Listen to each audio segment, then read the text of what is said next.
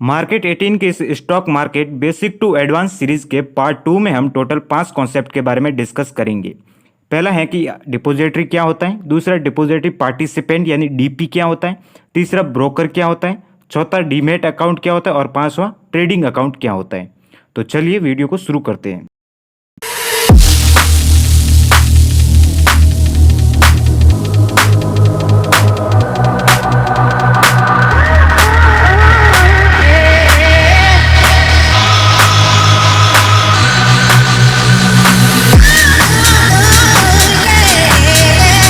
आई hope आपने basic to advance stock market की इस सीरीज का पार्ट फर्स्ट देख लिया है, जिसमें हमने डिस्कस किया था कि स्टॉक मार्केट अस्तित्व में कैसे आया और ये एनएससी और बीएससी क्या होती हैं और ये कैसे वर्क करती हैं।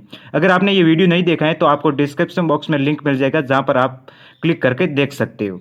सबसे पहले ये जानने का प्रयास करते हैं कि ये डिपॉजिटरी क्या होता है और स्टॉक मार्केट में ये क्या रोल प्ले करता है। तो सिंपली स्टेप बाय स्टेप समझने का प्रयास करते हैं कि जैसे रिलायंस इंडस्ट्रीज आपकी एक कंपनी हो गई, तो इस कंपनी का अगर हम शेयर होल्डिंग पैटर्न देखने की कोशिश करें, यानी कि किन किन लोगों के पास इस कंपनी की कितनी कितनी हिस्सेदारी है, तो हमें पता चलेगा कि 50% हिस्सेदारी प्रोमोटर्स के पास है, यानी कि अंबानी फैमिली के पास है, और 27% हिस्सेदारी एफआईआई यानी फॉरेन इंस्टीट्यूशनल इन्वेस्टर के पास है, और 10% हिस्सेदारी इस कंपनी की डीआईआई यानी डोमेस्टिक इंस्टीट्यूशनल इन्वेस्टर्स के पास है, और बाकी बची आपकी 11% हिस्सेदारी इस कंपनी की अन्य लोगों के पास है, यानी हम जैसे रिटेल इन्वेस्टर्स के पास है। अब ध्यान से देखो कि ऐसा तो है नहीं कि जिस जिस लोगों के पास जितनी जितनी हिस्सेदारी इस कंपनी की है वो स्थायी रहेगी, कभी बदलेगी नहीं। अगर ऐसा होता तो आराम से कंपनी ये रिकॉर्ड मेंटेन कर सकती थी कि भाई इन इन लोगों के पास हमारे कंपनी की इतनी इतनी हिस्सेदारी है, और एक बार रिकॉर्ड मेंटेन कर दिया और फिर फ्री। लेकिन ऐसा नहीं होता, क्योंकि रिलायंस इंडस्ट्रीज कंपनी एक पब्लिक कंपनी है और वो स्टॉक मार्केट यानी एनएससी और बीएससी पर लिस्टेड है, और कोई भी व्यक्ति एनएससी एंड बीएससी के प्लेटफॉर्म पर जाकर इस कंपनी में अपनी हिस्सेदारी खरीद सकता है, यानी उसके शेयर्स खरीद सकता है। लेकिन स्टॉक मार्केट पर हर कंपनी के डेली लाखों करोड़ों शेयर्स ट्रेड होते हैं, यानी खरीदे बेचे जाते हैं। इस स्क्रीनशॉट में आप क्लियरली देख सकते हैं जो कि रिलायंस इंडस्ट्रीज का है। इसमें अगर आप ट्रेडेड वॉल्यूम में देखें तो आपको पता चलेगा कि 17 सितंबर को इस कंपनी के 1,60,00,000 शेयर एनएससी पर ट्रेड हुए, यानी खरीदे बेचे गए। यानी इनमें से लाखों शेयर्स की होल्डिंग भी चेंज हुई होगी। मतलब अगर कल मैंने रिलायंस के कुछ शेयर्स खरीदे और आज मेरे को लगा कि मैं प्रॉफिट में हूं, तो मैंने किसी और को बेच दिए। अब उन शेयर्स का होल्डर कल मैं था और आज कोई और हो गया। इस तरह हर कंपनी के होल्डर यानी मालिक डेली बदलते रहते हैं, वो भी लाखों करोड़ों की संख्या में।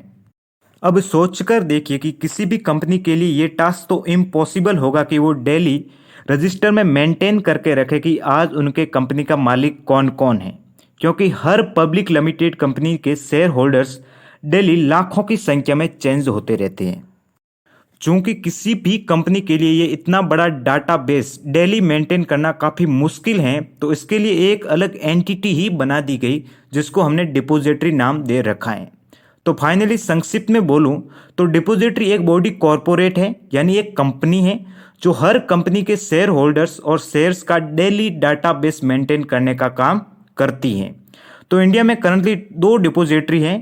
पहला सीडीएसएल यानी सेंट्रल डिपॉजिटरी सर्विसेज लिमिटेड, और दूसरा एनएसडीएल यानी नेशनल सिक्योरिटीज डिपॉजिटरी लिमिटेड।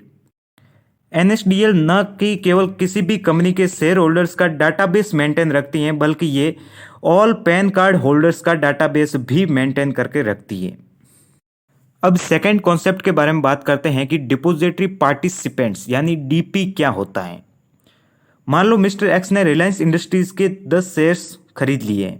अब ऐसा तो है नहीं कि कंपनी एक फिजिकल फॉर्मेट में सर्टिफिकेट जारी करेगी कि मिस्टर एक्स ने हमारी कंपनी के 10 शेयर्स खरीदे हैं। ऐसा तो होता नहीं है। तो वो शेयर्स आपको कहाँ मिलेंगे?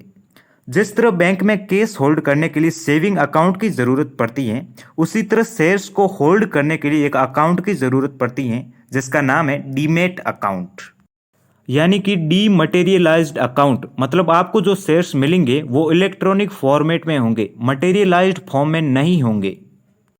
अभी हमने ऊपर डिस्कस किया कि डिपॉजिटरी यानी इंडिया में एनएसडीएल और सीडीएसएल ये डाटाबेस मेंटेन करके रखते हैं कि किसी बंदे के पास किस किस कंपनी के कितने कितने शेयर्स हैं। इसलिए शेयर्स को इलेक्ट्रॉनिक फॉर्मेट में होल्ड करने के लिए जो डीमेट अकाउंट की फैसिलिटी आपको प्रोवाइड करवाता है वो भी आपका डिपॉजिटरी ही है। लेकिन डिपॉजिटरी डायरेक्टली किसी भी कस्टमर को डीमेट अकाउंट खोलने की फैसिलिटी प्रोवाइड नहीं करवाता। डिपॉजिटरी कहता है कि अगर आपको डीमेट अकाउंट ओपन करवाना है तो आप डायरेक्टली मेरे पास मत आओ, इसके लिए मैंने मेरे एजेंट बैठा रखे हैं, उसके थ्रू आप डीमेट अकाउंट खोल सकते हो। और उन्हीं एजेंट का नाम है डिपॉजिटरी पार्टिसिपेंट यानी आपका डीपी। जैसे एंजल ब्रोकिंग हो गया, जीरोधा हो गया, एडेलवाइज, एचडीएफसी सिक्योरिटीज, आईसीआईसीआई डायरेक्ट हो गया। इस तरह डिपॉजिटरी पार्टिसिपेंट आपको डीमेट अकाउंट खोलने का एक रास्ता प्रोवाइड करवाता है। डीमेट अकाउंट तो आपका डिपॉजिटरी यानी एनएसडीएल और सीडीएसएल में ही खुलता है। अब समझने का प्रयास करते हैं कि ये ब्रोकर कौन है और इसका क्या काम है। अब आपको पता चल गया कि शेयर्स को इलेक्ट्रॉनिक फॉर्मेट में होल्ड करने के लिए डीमेट अकाउंट की ज़रूरत पड़ती है। लेकिन डीमेट अकाउंट में रखने के लिए पहले शेयर्स होने भी तो चाहिए। वो कहाँ से आएंगे, उसको आप कहाँ से बाय करेंगे। इसलिए स्टॉक मार्केट यानी एनएससी एंड बीएससी कहती हैं कि अगर आपको किसी कंपनी का बिजनेस खरीदना है यानी कि उसके शेयर्स खरीदने हैं तो इसके लिए आप हमारे प्लेटफॉर्म पर मत आइए, हम ये सर्विसेज प्रोवाइड नहीं करवाते। इसके लिए हमने अपने कुछ एजेंट बैठा रखे हैं, उसके थ्रू आप आइए और एक अकाउंट ओपन करवाइए जिसका नाम है ट्रेडिंग अकाउंट, जिसके थ्रू आप किसी कंपनी के शेयर्स खरीद और बेच सकते हैं। और एजेंट जो आपको ट्रेडिंग अकाउंट खोलने की फैसिलिटी प्रोवाइड करवाता है उन्हीं का नाम है ब्रोकर, जो कि आपके वही angel broking, Zerodha, edelweiss, ICICI direct, HDFC securities हो गया। अब अगला कॉन्सेप्ट है कि क्या ब्रोकर और डिपॉजिटरी पार्टिसिपेंट यानी डीपी एक ही हैं या अलग अलग, और ट्रेडिंग और डीमेट अकाउंट क्या अलग अलग ओपन करवाने पड़ते हैं। तो इसका जवाब है कि आज के टाइम में ब्रोकर और डीपी यानी आपका डिपॉजिटरी पार्टिसिपेंट एक ही एंटिटी है। यानी एंजल ब्रोकिंग आपका ब्रोकर भी है और डीपी भी है, जीरोधा आपका ब्रोकर भी है और डीपी भी है। अब एंजल ब्रोकिंग डिपॉजिटरी पार्टिसिपेंट है क्योंकि वो आपको डिपॉजिटरी यानी एनएसडीएल और सीडीएसएल में डीमेट अकाउंट ओपन करवाने का रास्ता प्रोवाइड करवाता है। और एंजल ब्रोकिंग ब्रोकर भी है क्योंकि वो आपको एनएससी एंड बीएससी में ट्रेडिंग करने के लिए ट्रेडिंग अकाउंट ओपन करने की फैसिलिटी प्रोवाइड करवाता है। इसलिए जितने भी ब्रोकर हैं आपके जैसे आईसीआईसीआई डायरेक्ट, एचडीएफसी सिक्योरिटीज, शेर खान, जीरोधा, ये सभी आपको डीमेट कम ट्रेडिंग अकाउंट की फैसिलिटी प्रोवाइड करवाते हैं। आपको ट्रेडिंग और डीमेट अकाउंट अलग अलग खोलने की ज़रूरत नहीं है, ये आपको दोनों अकाउंट एक साथ खोलकर ही देते हैं। अब वीडियो को कंक्लूड करूं इससे पहले हम ऊपर डिस्कस किए गए इन सभी कॉन्सेप्ट को एक बार रिवाइज कर लेते हैं। तो पहला कॉन्सेप्ट था कि डिपॉजिटरी क्या होता है। तो ये एक कंपनी है जो शेयर्स होल्डर्स और शेयर्स इश्यूअर्स का डेली का डाटाबेस मेंटेन करने का काम करती है। और भारत में दो डिपॉजिटरी हैं, एनएसडीएल और सीडीएसएल। दूसरा कॉन्सेप्ट था कि डिपॉजिटरी पार्टिसिपेंट यानी डीपी क्या होता है। तो ये आपका एक एजेंट ऑफ डिपॉजिटरी है जो इन्वेस्टर और डिपॉजिटरी के बीच इंटरमीडियरी का काम करता है, यानी आपको एनएसडीएल और सीडीएसएल में डीमेट अकाउंट ओपन करवाने का रास्ता प्रोवाइड करवाता है। तीसरा कॉन्सेप्ट था कि ब्रोकर क्या होता है। तो ये एक एजेंट ऑफ एक्सचेंज यानी एनएससी एंड बीएससी का एक एजेंट है। It acts as a intermediary between exchange and trader, यानी आपको ट्रेडिंग अकाउंट ओपन करवाने का जो फैसिलिटी प्रोवाइड करवाता है वो आपका ब्रोकर है। तो आपका डीपी और ब्रोकर एक ही एंटिटी, यानी जो भी ये एंजल ब्रोकिंग, जीरोधा, एडेलवाइज, ये सभी डीपी भी हैं और ब्रोकर भी हैं, यानी कि आपको डीमेट कम ट्रेडिंग अकाउंट एक साथ में खोलकर देते हैं। चौथा कॉन्सेप्ट था कि डीमेट अकाउंट क्या होता है। तो डीमेट अकाउंट आपका एक ऐसा अकाउंट है जहां पर आप शेयर्स को इलेक्ट्रॉनिक फॉर्मेट में होल्ड करके रख सकते हो। और पांचवा कॉन्सेप्ट था ट्रेडिंग अकाउंट, ऐसा अकाउंट जहां से आप किसी भी कंपनी के शेयर्स बाय और सेल कर सकते हो, जहां से आप ट्रेड कर सकते हो। तो आज के लिए इतना ही। अगर आपको वीडियो पसंद आया है तो आप इसे लाइक कर दीजिएगा।